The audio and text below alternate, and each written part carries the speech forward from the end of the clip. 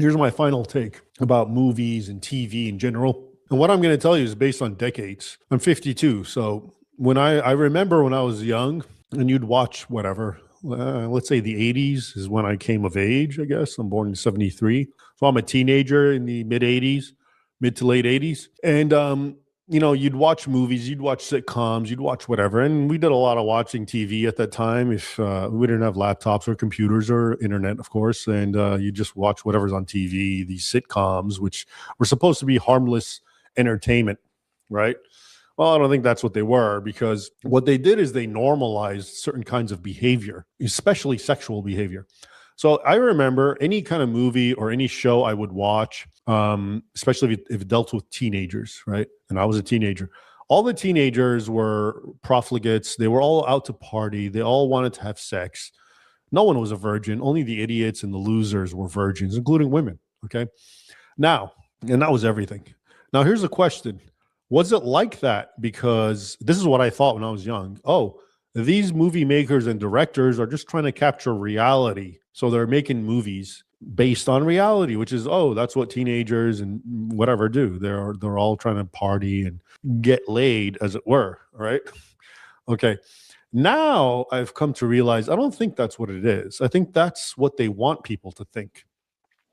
Okay. So as a young man, if you watch that and you think that's how people act, well, you're impressionable. You're a young man, you're a young woman, whatever. You're impressionable. People are impressionable. Guess what's going to happen?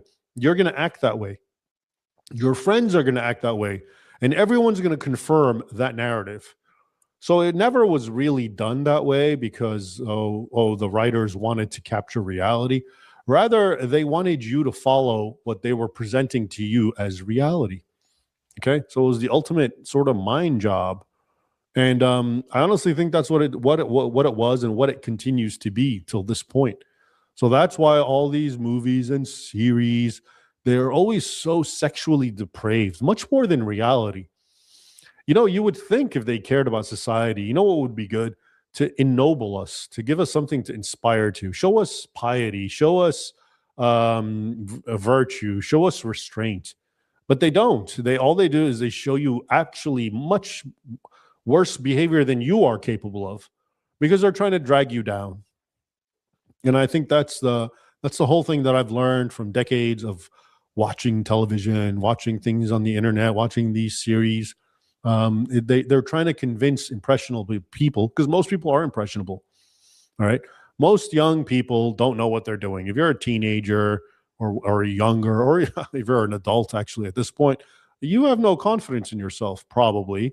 And when you see everything around you acts a certain way, because everyone on TikTok and everyone on Instagram and everyone on X and everyone on the internet and everyone on everything acts a certain way, you will actually find yourself gravitating and acting that way because you think that's normalcy.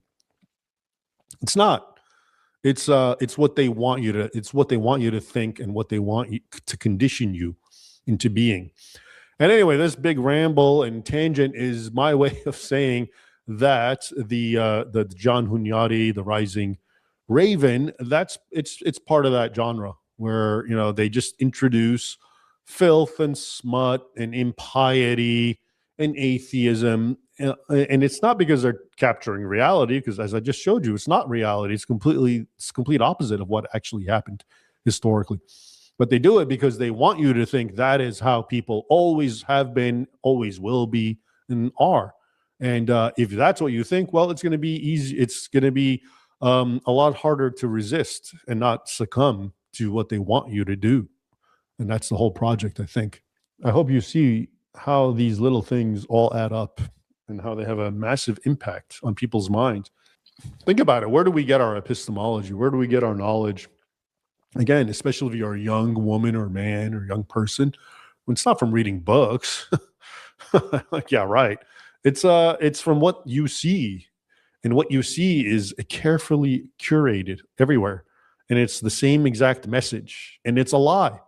And that's why it's so obvious to someone like me, because I know it's a lie, because history completely and manifestly contradicts it.